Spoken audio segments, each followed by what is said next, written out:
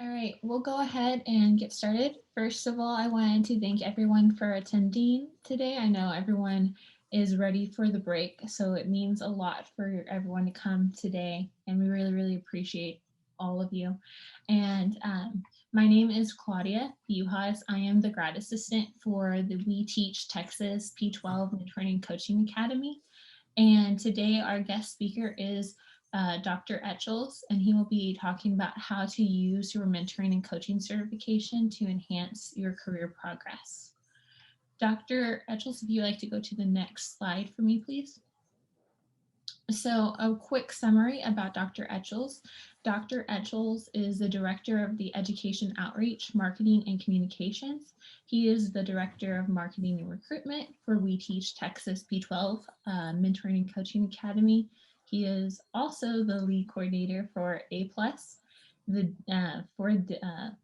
also the Dean of Students, Head of English, and Head of Drama, and he has roughly about 20 years of experience in primary, secondary, tertiary, public, and private education in 4 countries on 3 continents. Head of the International Recruitment eTeach Group, London, UK, and recruitment consultant for Sabis, Sahar, UAE, and recruited and trained over 1,000 educators. All right, I will pass it to Dr. Etchells now, and he will take the lead. Good. I'm not doing all those jobs right now, just a couple of them, just to clarify. Okay, let me go through these. So we've got 3 objectives for today. Amy, good afternoon. We've got 3 objectives for today. So we're going to learn how to position the Mentoring Coaching Academy on your resume, how to talk about it during interviews, and then how to have conversations with your schools on how to support beginning teachers.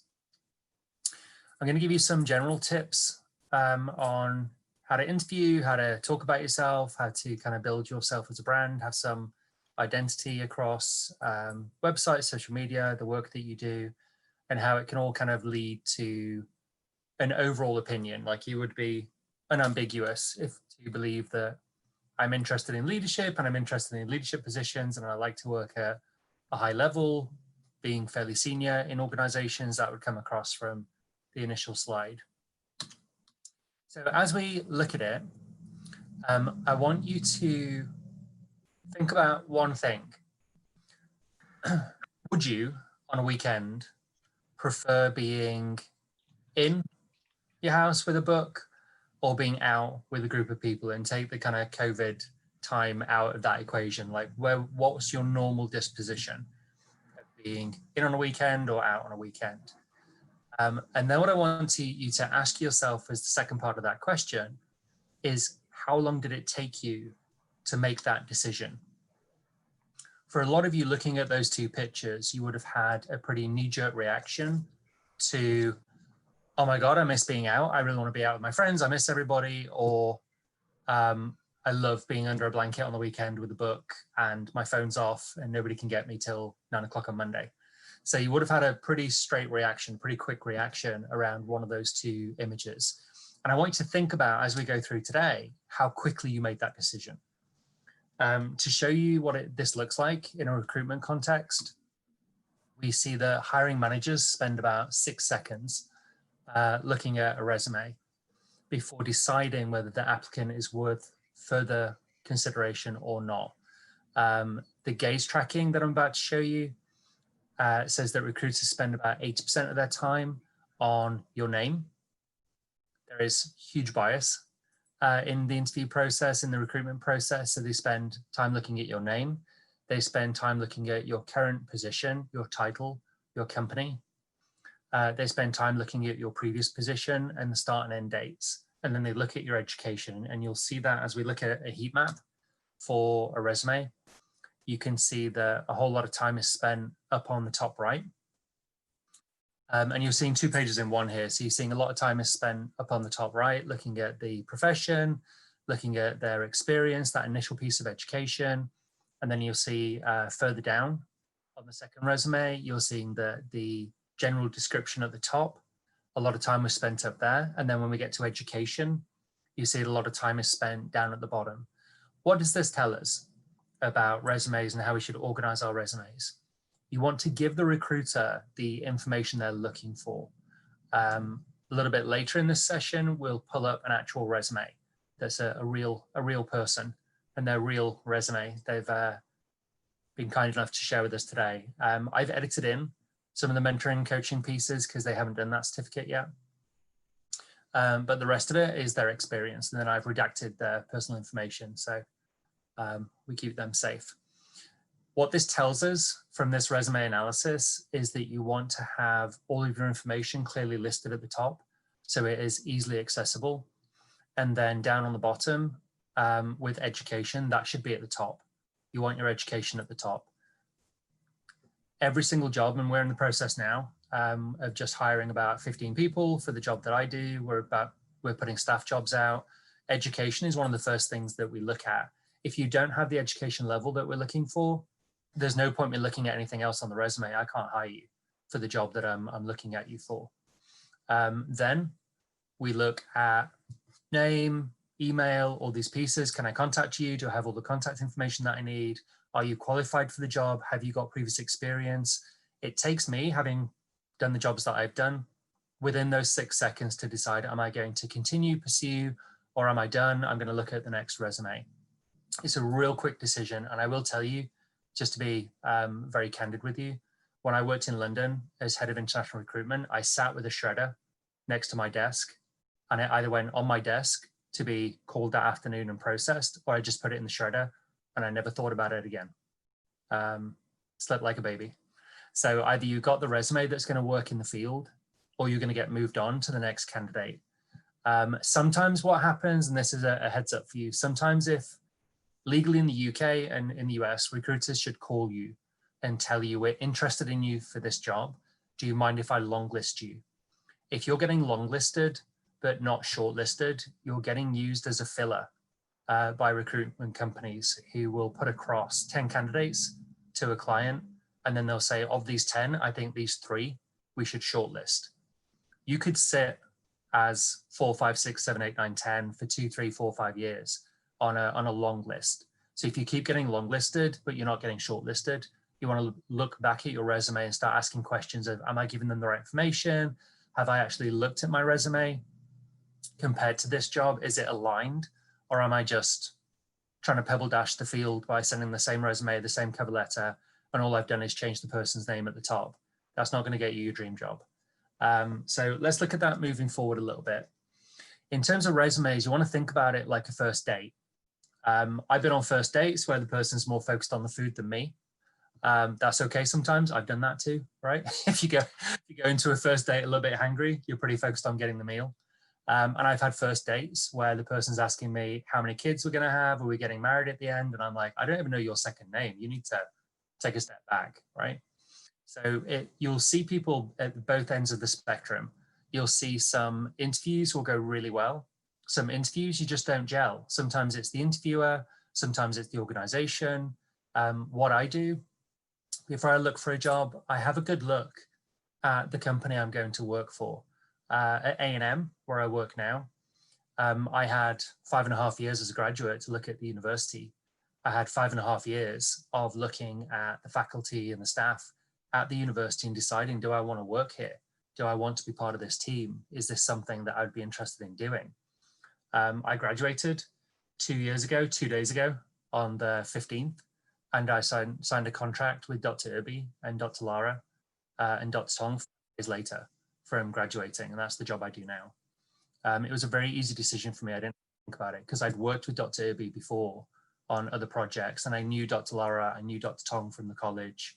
I knew a lot of the coordinators, a lot of the graduates in the center that we work for. So it was a very easy decision for me to consider that and think about that. So think about the company you're going to work for, the jobs you're applying for as a first date. It really is like that. They're trying to figure out you and you're trying to figure out them. Is this a good fit? Do we work well together? One thing that we see sometimes with teachers who are applying for their first couple of jobs, they're just so excited that a school's talking to them that they think they want to work there. Sometimes that's not a good fit. You want to have a bit of an extra look at the school and really decide, is this a good fit for me? Is this a good place for me? Okay, and then so how is your vita or an interview different from a first date? There's a couple of differences. So we want to think about a couple of things here. So keep in mind, we want to think about beat the data. So use keywords, mirror the language of the job post that was posted. If they use effective in your resume. If they use efficient in your resume. So for example, with A&M, you want to lace your resume with words like respect, excellence, leadership, loyalty, integrity, respect, selfless service. I would change my service section to selfless service as a header. So just these little notes that can help you to align your resume to an organization. For example, in the job that I do and Dr. Marine does as well, and Dr. Rodriguez, we do virtual mentoring and coaching. So if on my resume, I see that they're looking for virtual mentoring and coaching as part of that job, and I have mentoring and coaching through the Mentoring and Coaching Academy, I might write that some of that mentoring and coaching I have done virtually during COVID. I look at that resume, Sharon looks at that resume, Linda looks at that resume, straight away we're like, oh, you've done VMC before, or a version of. I think I'm going to talk to you about it, right? So you start to align your skills with the skills of the job that you're going to do. So skip the skills section. Weave your talents. There used to be on resumes a block at the top where you'd write about the skills that you have, and that's kind of going away a little bit now. So weave your talents into your work experience. Employers are looking for more than just a list of skills. They're looking, they want to know how you've applied them. So not just what have you done, but how have you done it? If I flick back to the beginning here, I've done these jobs. You have no idea how successful I was in those jobs. I could have been awful as head of international recruitment. Moreover, I could have done that job for a weekend. That could have been a 3-day job. It could have been a 20-year job. There's no context here. You don't know anything about it. I could have been Dean of Students. Was that one student, a million students? What is the context? What does that mean? Okay, so adding context to it rather than just listing the things that you've done. As we look through, we want to maximize your real estate. So really think about things like font size, where are you putting stuff? Are you using the whole page? All these pieces, where are you putting industry specific terms? Where are you putting acronyms? Is your references upon request? Are you eating the end of your resume, trying to add 4 or 5 people's names? So you've got to think about how you use the real estate. What does the top of the resume look like? Where do you talk about your education? Is there things that you've got in one part of one job that you could take out of another part of another job? Are you being repetitive? Okay.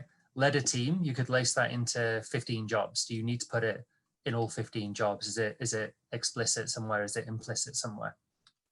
And as we go through, so things that you want to do, these are the things that I would encourage that you think about. As we look at it, you want to enhance your contact information. So don't just have it as an email on a PDF, hyperlink it. So on your resume, I can click it. I've seen so many people not get jobs and call us after a job is closed because we spelt their email wrong, right? We missed a dot, we thought a 1 was an L. So many people haven't got jobs just because of their email. So link it on your resume, have it as a hyperlink. Moreover, it's not the job of the recruiter to get you recruited, right? And that sounds funny when you say that from a recruiter, but it's not the job of the recruiter to get you recruited. It's your job to make sure they have all the information to give to the school so that you can get the job that you want. If they make a mistake on your email, the worst thing that happens is they don't make the commission that they want, or they didn't recruit somebody that day. There's no financial cost to them. There's no lawsuit. They're not going to get fired. So really it's on you to make sure they can get the information that they need. Make the page pop. So think about the fonts that you have. There are a couple of industry fonts that are fairly regular, fairly common. Make sure that you change your objective statement to a summary. Give people a flavor, an idea of who you are. What would you say in the first 30 seconds of an interview? If I saw you in an elevator and you're like, oh, Matthew, I was trying to get in touch with you about that job. And I'm like, oh, tell me about yourself. What would you say from the first floor to the third floor? Right, that 45-second snap opinion of yourself. What have you got? So guide the reader's eye, as we saw from the tracking data, the gaze data. Make sure that it's readable, make sure that it's aesthetically pleasing, that it's not too busy. Unless you're a design major, don't go overboard on design. I've seen some resumes that are all bells and whistles and I can't find anything. It looks like just an advert for a product, and I can't find it. I can't find the skills and experience and track the resume timeline, things like that. Okay, when we look at don'ts, things that we definitely don't want to do. So lack clarity. There's a big difference, and I've been watching The Office again recently. There's a big difference between assistant manager and assistant to the manager. Okay, executive assistant to the executive. Okay, there's a big difference between that. That too is about $100,000 difference. Okay, assistant manager and assistant to the manager is a gargantuan pay gap. So make sure that you're not using titles or phrasing things in a way that is misleading. That will come out in the interview. And if it doesn't come out in the interview, it will definitely come out in your first week of work. Imagine you'd quit your job, sold your house, moved to another state, and within a week, I'm saying, what you said in your resume isn't true, I'm not seeing it. And you're like, no, I said assistant to the manager. I'm like, well, you put assistant manager on your resume and here's your paper box and I'll see you later. Okay, thanks, pack up your stuff.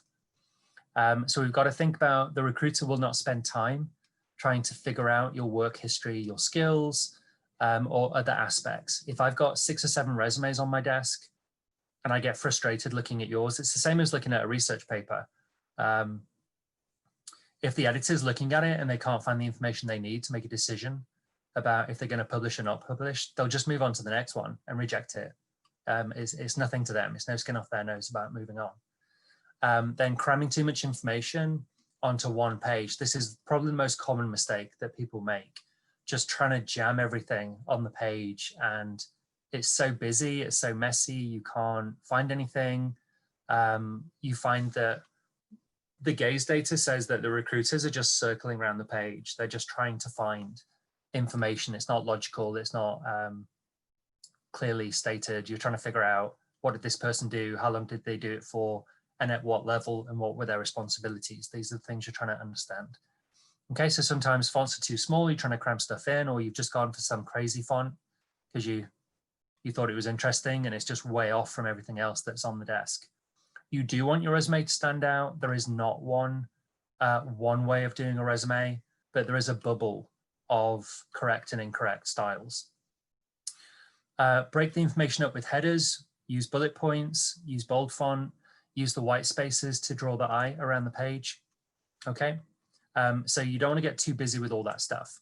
Then in terms of the don'ts, so don't take a one-size-fits-all approach. Sometimes you'll be told, like, here's what you wear for your interview, here's how your resume should look. Sometimes people will share a template with you, like Word has a resume template. I wouldn't use any of that. None of it's ideal. You want to stand out from the rest of the candidates. If you blend in, people will forget you after. I've interviewed 15 people in the last week, and some of them have offered jobs and some of them I haven't. And when I look back at my Excel sheet with everybody who I'm looking at, sometimes I don't quite remember who that person was. So you've got to make sure you're really distinct. There are a couple of candidates that I've interviewed, crystal clear interview, great resume, and I remember them. So you've got to think, am I memorable after this? Did I go to the company website? Do I know who I'm meeting with? Do I know what I'm talking about? Say if I'm meeting with somebody like myself, if you're recruiting with me and I want you for a research job, have you looked at the books that I've been co-authored on? Have you read any of the research I've done? Do you know the work that I've just done in the center? So are you aligned with our organization? Say if you're looking at a job in a school, do you know what the campus is rated at? Have you read the previous report for the school? Do you know what's happening in the school? Have you looked for news articles? Have you looked at the superintendent's resume, how long they've been there? Have you looked at the teachers who are in the school? What interventions are coming in? What's new in the school? What is the school excited by? You want to ask yourself all these things, right? What is this school interested in? All of that will be on the school website. If you're seeing a ton of stuff that they're doing with kids and there's a ton of events and parties going on, then you know the school has a very active social life. You want to consider, is this a good fit for me? Could I work here? Am I aligned with this organization? So don't make your resume all about you. Remember, they're not working for you, you are working for them. Okay, so don't make your resume all about you. It's not the you show. It's how do my skills, my knowledge, and my experience align with your organization. Okay, think about it like shopping for clothes. You can have something super shiny in a shop, a beautiful dress with all like shiny glitter on it, all this stuff, and you'll walk straight past it because it's not what you were looking for. It doesn't match with the rest of the outfit that you're trying to develop. Superintendents, school principals are looking across their entire team. Would this person fit well? Will this person gel well with the rest of my team? Are there going to be conflicting personalities? Am I going to create more of a problem for myself than a solution? So don't make it about you. Tell the schools really clearly what you can offer to them, how you align with them, what value you can add to the organization, and then have that ripple through your resume. So focus on tasks instead of results. So the jobs that you did, listing the jobs you did is not always effective.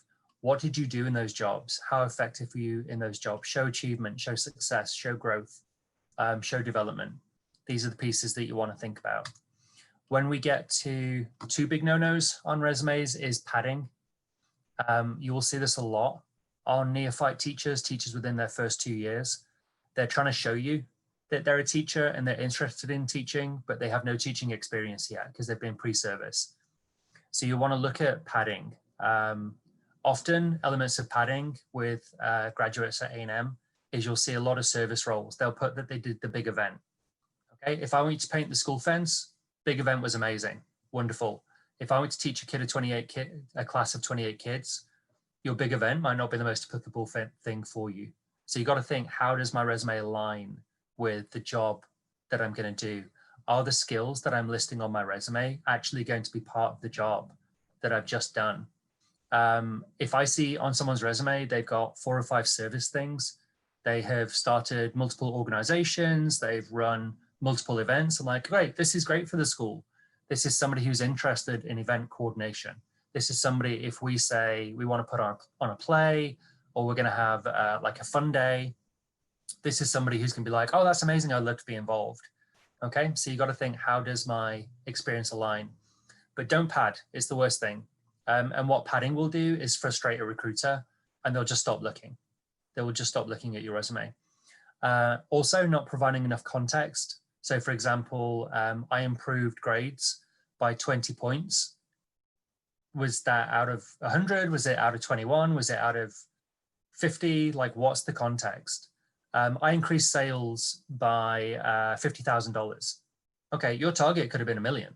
And you're awful, your job. Okay, if your target was $500 and you got 20K, great, that's wonderful. So you've got to kind of ask yourself the context of the target. Okay, so here's the activity, and I'm going to pull up the resume that I have permission to use. So let me go ahead and put that onto the screen here. Okay, so this is a real resume. I've changed the name and the information. So based on what we've just been over, and I'm going to scroll down through the resume, I'm going to walk you through it. So if you've got a pen ready or you buy your laptops, make some notes as we go through, because there are a couple of things that are really good about this resume. And there are a couple of things that we would want to change, would want to improve about this resume. Okay, so let me walk you through. And I would say this resume, just overall, if you're looking at it, I'd say this resume is definitely towards the higher end.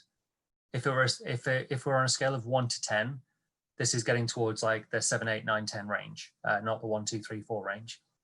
Okay, so we've got the name, we've got an address, we have a phone number, and we have an email. Then at the top, we have education. We've got clearly listed the university. We've got where it's located. I can tell that this person graduated and they're still in town. So if I want to employ them in College Station, I know they're here. I can see a graduation expectation date. I can see a GPA. I can see the minor. I can see the major. And then here is where we can start talking about mentoring and coaching. What I've added in, and I added this in, what I've added in is the mentor and coach level 1 for the We Teach Texas P12 Mentoring and Coaching Academy. That's how this should appear on your resume. That's a good way to place it on your resume, because later you'll have level 2, and then you'll have level 3, and then you'll have level 4, and you'll look like a rock star in mentoring and coaching. Then as we come down, so we're looking at experience. Experience is clearly listed. We're seeing a different use of italics and bold between the location of the job, the time period of the job, and then the title of the job and what that person did. As we come down a little bit more, we're seeing that for a couple of different jobs. One thing that's really important is I see here virtual student intern, because if I look at this and I start to see present from a certain date to present, it tells me 2 things. One, you start stuff, but you never leave it, right? There's like 15 stray cats hanging around your house because you start stuff and never give it up. The second piece is that I'm then concerned, if you're going to come and work for us, are you going to start getting 3-4 different jobs on top of the job that you're doing? This tells me that it's virtual and that it's a student intern. This is not this person's full-time job. This is an internship that they've done. What I would like to see here, and this would be an interview question, how long do you do this? How many times a week do you do this? How often is this happening for you? How did you come to get that when you already had education associate program? Okay, but it looks like these are both intern positions, so they're both part-time jobs to a certain extent. Then we come down, we see a research position here. This was actually with us. I employed this person before, and they worked on some curriculum that we had. Then we come down a little bit more, and we're seeing a TA position. We're seeing a substitute teacher position in Bryan ISD. Then as we come down a little bit more, and you'll note here that there's 3 elements of mentoring and coaching that I've added to this resume. So one is mentored and coached a group of 6 neophyte teachers during their first 2 years of teaching. That's what the Texas Education Code says, that person, the people were in their first 2 years. And then implemented a mentoring coaching framework based on the We Teach Texas P12 mentoring coaching framework, which your new teachers felt supported. And then finally, designed professional learning communities to integrate and focus on effective mentoring and coaching. That's all from a 15-hour certificate. That's all from the level 1 that you could make these statements in your school if you continue to implement. Then as we come down a little bit more, we get on to service. You'll see is listed here under activities. So student leader, founding member and president. These are all great, right? For a resume of this number of years of experience. Founding member, president, subcommittee member. So this person can start stuff, can found stuff, can get stuff going. If I look at that founding member and president, we're looking at from January 2019. So we're coming up on a good length of time now for that. It's not somebody who starts a new organization every 3 months trying to pad the resume. This is somebody who starts something and stays in it.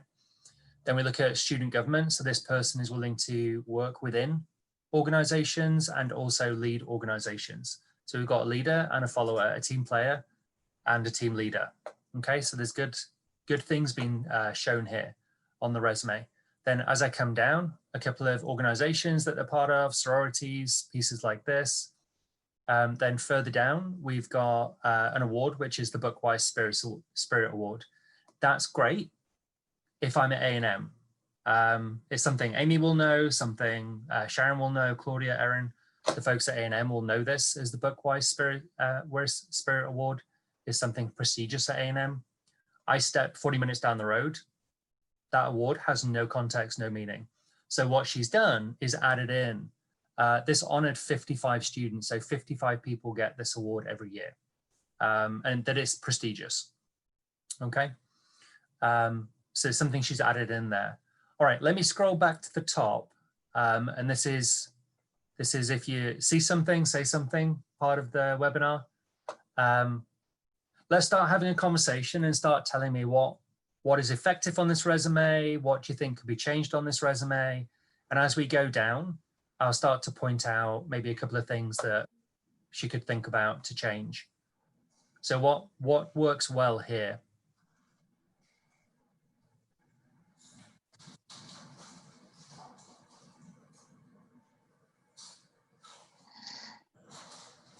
Her education is listed first.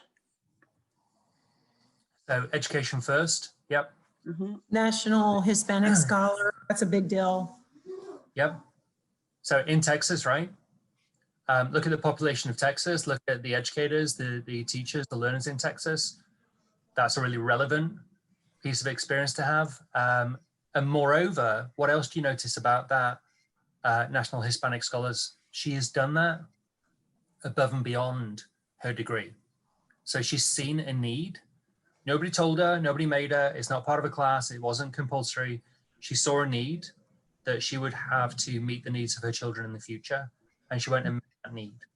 That shows that she's a self-starter. It shows that she's got impetus in what she does. So there's multiple signals being sent by just doing one thing, okay? But education first, again, prestigious university, with Harvard of the Brasses, right, Amy? So there's lots of positive things coming out there already. What do you think about GPAs on a resume? People get divided by this one. I think this is just my opinion. I don't know, Matt, but maybe, I mean, once you get to the doctoral, I don't think that it's necessary at that point. If you graduated with a PhD, we kind of take, that probably did okay. But at the undergraduate, I think it is important to see, well, did you just kind of skinny by, or did you really, graduate with all your effort? There's a couple of pieces in there. So as a report came out a while back, by 2050, everybody will have A's, will be straight A's. There'll be no such thing as a B or a C. If you look at my generation when we were at school, a C was the middle. That was the average. If you got C, like, cool, I'm doing all right. Now, you got C's, you think you're the worst student in the world. When I was at university, if you came out with a 2.2, that was normal. If you come out with a 2.2 now, you feel like you've wasted your time at university, you haven't got what you were meant to do. GPAs, you care. I'll just tell you straight, you care, your mother cares, that's it. That's it. I've never employed anybody over their GPA because there are so many other things. You could sidestep difficult classes to maintain your GPA. You could not take the harder stats classes. I could actually employ somebody with a higher GPA who is less able than another candidate. So GPA is not a true data point. Really, I'm of the opinion that nobody cares about your GPA. But when my dad used to work for Halliburton, and he was in the hiring. And unless it's a highly competitive position that they're hiring for, that's the only time they're going to need, like, this person was a 4.1 and this person is a 3.9, so that but they have the same skills and they have the same everything. That's when they look at it. And Halliburton's an oil company, and yeah, they're very competitive about different things, but otherwise, yeah, nobody cares about your GPA. So there's a couple of pieces there. Let's go back to the name. So you say a lot of things with your name. For example, my name is Matthew Etchells. I put the J in my name to keep my mother happy. I use that in my publications, but over time, there is a class cultural distinction between using your middle initial and not. And in different circles, that J in the middle of my name has more impact than others. There are times where it's important.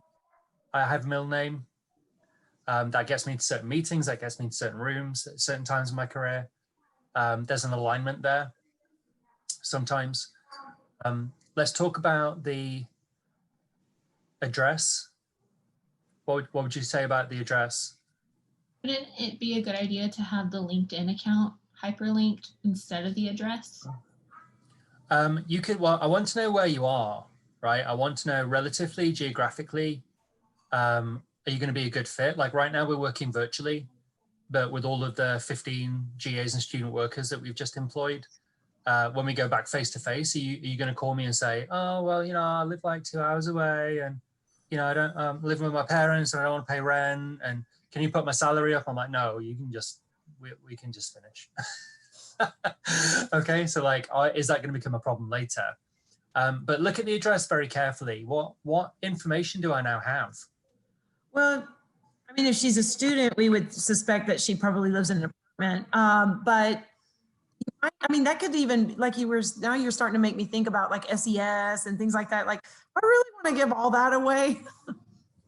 Is that a ding against you? Is that a plus for you? I don't know, but maybe not. Maybe it's not a good idea. It's all something. It's all something. For example, you show up to the job interview and you've still got the tag from the tailors on your arm. You haven't snipped the 2 little bits of string that come on the back of the jacket.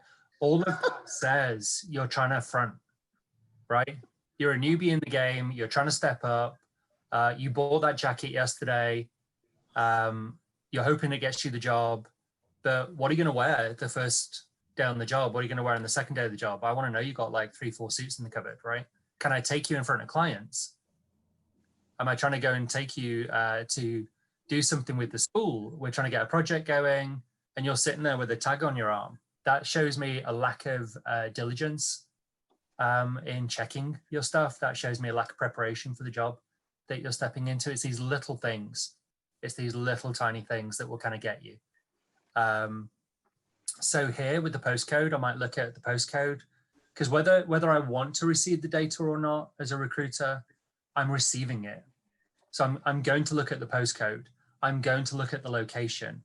But more importantly here, what's the last piece of information that this candidate has just given me?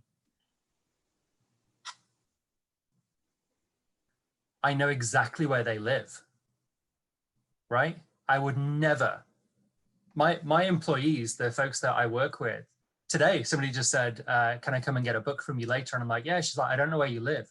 We've worked together for 2 years. She doesn't know where I live. I know where she lives. She lives around the corner. She doesn't know where I live, right? So you got to protect your data and make sure that someone doesn't know those details. I don't need to know where you live as your employer. HR need to know that. I don't need to know that, okay? I don't need social security. I don't need your bank details. I need none of these things as your employer. HR need these things. So I don't need to know where you live, but I do need to know that you're in College Station. And that's all I need, okay? So what I would do is I would edit that down to just College Station, Texas. And I wouldn't have a postcode. I wouldn't have the actual physical address. I would, which is great. She's linked her email. So I can just click that, as you can see now. With one click, I can email that person. And there's a joke in recruitment. You kind of had that Amazon one-click buy, right? You want to make it really easy for the recruiter to recruit you. If they try to print your resume, but it's on like the long legal paper and it doesn't come out the print properly, they're not going to try and print it twice. They're just not. Yeah, they'll move on. So make sure that it's linked. If you send a PDF, make sure that it's clearly linked in the PDF. The phone number is great. What I'll often do, I'll try and email somebody. If they don't email me back the same day, I'll give them a call. And then when you answer the phone, you've got to make sure it's not like, what, right? You kind of want to know, I'm in an environment right now where I'm trying to be recruited. I'm not going to answer the phone like, hey girl, like, what's up? I'm going to say, hello, it's Matthew speaking. How may I help you? Right? That all gives signals of like what might happen next in my career. So as we come down, as I said, I've listed the Mentoring and Coaching Academy. When we come down to jobs, what am I looking for as a recruiter with your jobs? There's about 4 or 5 things that I'm looking for. Let's talk about job dates. What am I looking for with job dates? Like that June 2020 to present, August 2020 to present, February 2020 to present. You don't want gaps. You don't want gaps. Gaps are concerning, especially for teachers.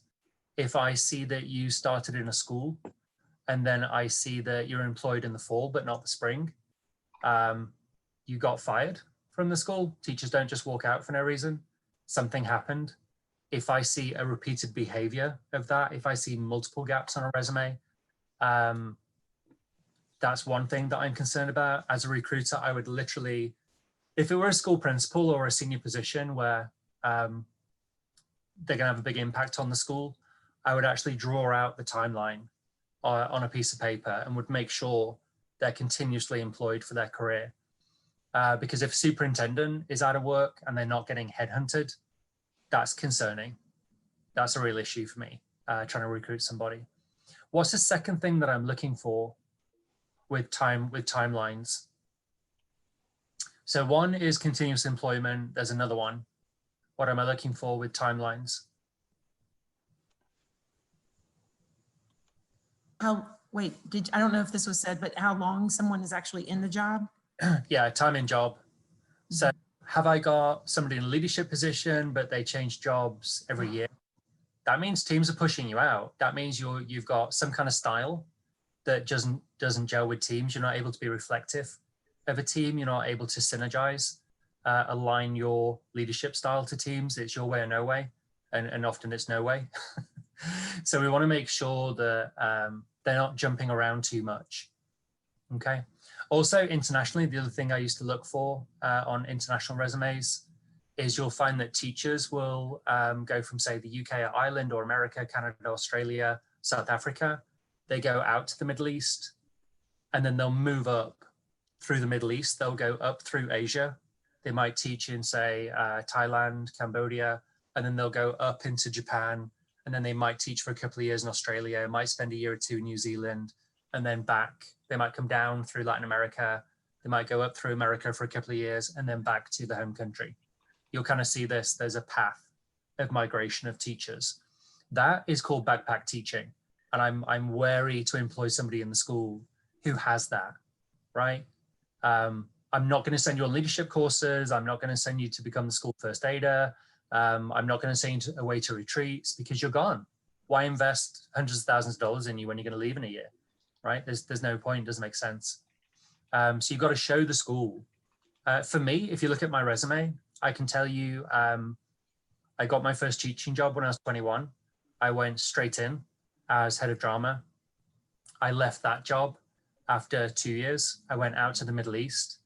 I was a kindergarten teacher, well, grade 3 and grade 6 teacher and gifted and talented teacher for 1 year. Then I went to the school principal and said, hey, I used to be a head of drama. What are we doing? I can do a bit more than this. I want to be in a leadership position. I did special projects for a year. That's when my recruitment history started. I then became Dean of Students for grade 7. Every year they matriculated. I matriculated with them. I went 7, 8, 9, 10, became head of English for a couple of years. And that was my 8 years. I stayed in the same school for 8 years. Then I went to London for a year, did recruitment while I was waiting for grad school to get going. Then I came here, and now I've been here more than 8 years, right? So if you look at my resume, if you employ me in a job, you've got me 5 to 8 years minimum. Like I'm not going anywhere for an 8-year period. I like to get settled. I like to know the place. I want to know where the good food is, where the best pubs are, right? The fun stuff to do, like the nice places to walk my dog. I want to know these things. I'm not looking at coming making a ton of money in a 2-year period and on to the next one, right? So there's stability there in recruiting somebody like me, okay? Then as well, let's talk really quick about push-pull factors, something we haven't talked about. So in terms of push-pull, the recruiter will be trying to find out, and you'll give all this up, right? Say, for example, Sharon has told me so much, right? When you've got your cameras on, you're telling me so much about like your lives and your family. So already without asking, I know that Sharon has children because I've seen them in the background. Okay. I know that Sharon's kids probably want to do a lot of activities. They're in the house right now. Sharon's got headphones on. That means they've been a little bit noisy. They're not being quiet. I'm reading all this information from the candidate. If this was an interview, I'm looking at what's behind Sharon, right? I can see that you got the menorah out, you got the candles up there. So that's telling me religious aspects, right? So I'm gathering all this from the interview. The virtual interview or the face-to-face interview is very telling. I personally prefer a virtual interview where they're at home and I can see their lifestyle, their house. If they're telling me they're super organized and they're diligent, and in the background I can see a pile of washing, or I can see the shopping bags are like in the corner. Why did you go shopping 20 minutes before you had an interview, right? Like all these things give me data. All these things give me data. If I look at Linda, I can see she's got the fire going in the background. It's December 17th. She's got all the Christmas stuff up. She's sat there. It's a nice chair. She looks super calm. That is a calm, organized, precise person. They're not going to come in and start panicking, flopping around in the job. They're going to stay super calm. I know that from looking at her video and her camera. Okay. So if I go through, I'm reading data from candidates all the way through, and I'm ascertaining things like push-pull factors. Okay. Does the person own their house? Are their kids in local schools? Do they have a partner? Is their partner working locally? So for me and my wife, I work at A&M, and she's a graduate at A&M. Don't worry, I told the provost, right? She's a graduate at A&M, okay? So there is a sticking factor there. The question I would ask straight away, oh, that's great, Matthew. When does your wife graduate? Oh, she's got 2-3 more years. Okay, so I've got you for 2-3 years. What are you planning to do after she graduates? Oh, we're gonna start a business in College Station. Okay, awesome, awesome. Well, she's a teacher and I'm a superintendent. I think we wanna stay local. We've got kids, they're in a local school. Oh, what grade are they in? That tells me how many years you're probably gonna stay in the local area. You're not gonna pull your kids out of school in grade 5. You're gonna do it grade 6, you're gonna do it in grade 9, right? Oh, my kids are about to go to college. That's a push factor. You're probably gonna sell your house. You're probably gonna start enjoying your lives. Now you've got all the kids out of the house. You might downsize, right? So all these push-pull factors you're telling me through the course of that. Where the Mentoring and Coaching Academy comes in with things like that, you're sending me signals. Is this person interested in mentoring and coaching? Yes, you are. If I ask you, right, in an interview, is mentoring and coaching important to you? Oh yeah, absolutely. No one's gonna, no, I don't care. I just care about myself, right? Is mentoring and coaching important to you? Yep, it's really important. Okay. On your resume, can you show me where that is? Right? Oh, I was going to. Okay, then I'll interview you when you've done, right? So you've got to think like, where are the push-pull factors on my resume? What signals am I sending to a school about that? All right, let's go back to the resume. What else do you notice about the resume? If we look at this experience section, what are a couple of things that you might pull out from this? What am I garnering, ascertaining from this candidate?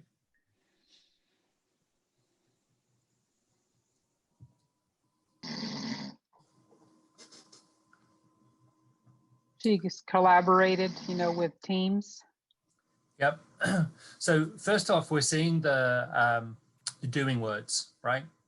Worked, collaborated, mentored, developed. We're seeing that she works with teams, that she's willing to give something a try, right? I could say to her, I was looking at your resume. I don't really have a job open right now, but would you consider an internship? She's likely to say yes. Oh yeah, we can give that a go. I think I might have a job opening in 3 months. Would you want to be an intern till then? Until I can get you into a job? Yeah, I'll give that a go. Yeah, no problem. Right. So there's a couple of pieces here that I can garner from this. Let's scroll down a little bit. What might be some things a little bit later that you might be concerned about? But first, this is Brian, ISD. Let me circle back to the mentoring coaching pieces. So what is effective and ineffective about this statement? I put a few things in that weren't effective on a resume. What's not effective about that? There's no verb at the beginning. Everything else is something she's done. So if I don't know what We Teach Texas P12 Mentoring Academy is, then that it doesn't fit. Yeah, and the level 1 isn't clear. The 15 hours is in parentheses. What is that in context to? Was it 15 out of 15? Did you do 15 out of 100? Like, what does that mean? As I start to read it, right, my actual linguistic, like the actual reading piece will be We Teach, and then as I get to Texas, I'm like, hang on, were you saying you're teaching somebody? Right. Right? It's a confused sentence. So yeah, Amy, you nailed it. It's a confused sentence. So then the next one down, we've got implemented. Again, there's a little red herring in here. What's the issue with that sentence? So we've got We've got the verb, the doing word. That's great. What's up? What's up here? I don't know if it's up above, but I don't think she's defined what We Teach Texas is. Yeah, you're assuming brand recognition, right? Does everybody know what this is? Uh, So there's a piece missing there. But clearly we know it's a mentoring and coaching program because it says We Teach Texas P12 mentoring program. So we know it's a but mentoring and coaching where? program. But we don't know where she got that. No, we don't know where, but we assume we know Texas, but we don't know where. But there's another piece that should jump out to you. There's a more fundamental piece that when you see it, you'll be like, oh, there it is. She's got a whole sentence written. It's a full sentence. Yep, that's not always a too big an issue. Just tell us, Matthew. We don't know. Just It's tell you. almost Amy, I'm telling you, this is why I was a recruiter, right? It's almost 5 o'clock. We're all brain dead. So We don't know. she's got framework twice, Oh. right? Oh, That's she that's a does. lack of editing. That's a lack of reading. That's a lack of looking at it. Most people, as you all just did, most people would skip across it. Recruiters live for errors like this, right? We're looking at that. That could be the difference between me shortlisting somebody. If I've got another candidate that just has that stronger resume, there's no mistakes on it. There should not be a single error on your resume. There shouldn't be a comma missing. All this stuff should be there. So that framework twice just shows you've just added that really quickly. If I said, what's the most important thing to you on your resume? And you point to that, I'm like, well, it can't be the most important thing because you didn't take the time to look at it. Okay. Then the final bit, this is design learning communities to integrate a focus on effective mentoring and coaching. Any issue there? What do you notice about that in comparison to the previous two statements?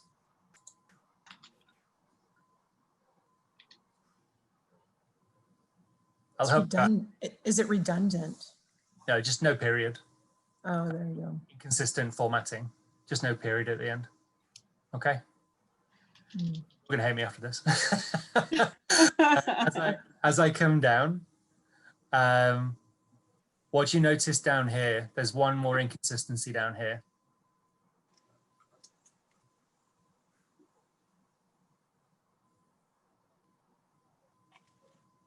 The way she's got Texas A&M written under the thing. Yeah, so she's got the and, Yeah. right? It's the and. So just inconsistent. If you got it like that in one place, you need it right in the rest, but then that shows me, and Amy will attest to this, an Aggie wouldn't do that, right? No. Correct. They would know what it looks like. They would write it correctly. So did you go there or did you just go past there, right? Right. So there's a difference there. And these look, I'm an Aggie recruiting another Aggie and I've got my ring on and they haven't got their ring on. And I'm looking at the resume and I love the place. I bleed maroon and they can't even bother themselves to put the ampersand. Thanks and gig 'em. Okay, super simple, super simple. So you've got to make sure these things are there, but really looking at the school website, aligning it to it, making sure you have these set pieces ready for the interview. You know, in the emails to them, if we're talking about mentoring coaching again, in the emails to them, I might say something like, if I say, can you do the interview at 2 o'clock on Tuesday? I was going to be in a mentoring and coaching session. I was leading my VPLC, but let me see if I can move it. Okay, because then I'm talking about mentoring coaching. I was doing mentoring coaching. You want to do the interview when I was having mentoring coaching. I think I'm sending you enough signals that this is legit. What I say on my resume is what's actually happening in my life. Okay. Plus, remember, somebody like me is going to go and look at your Facebook. I'm going to go look at your Twitter. I'm going to go and look at your LinkedIn. You won't know because I've got the jacked up incognito account on LinkedIn where you can't see if I've looked because that's what recruiters use.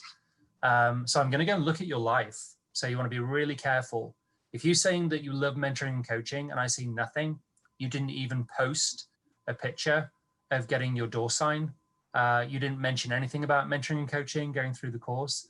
That doesn't send me the signals that you are bona fide. in the interest that you say you have. Okay. So lots to think about with resumes, lots of stuff to kind of trip up on, some really clear do's and don'ts, some really clear ways that you can talk about mentoring and coaching on your resume. But it's that piece as well of kind of walking the walk of what you're doing. Otherwise, you could have a great experience, great job, and it still comes across as padding. There are a couple of other concerns that you would have. Good. Well, thank you so much for attending. I'm sure the recording will come out in a couple of days. And I'm more than happy to do this again in the spring, whenever folks need. If you have any further questions about this, or you need any support with resumes or recruitment or anything, just let me know. I have lots of free time. I'm more than happy to help.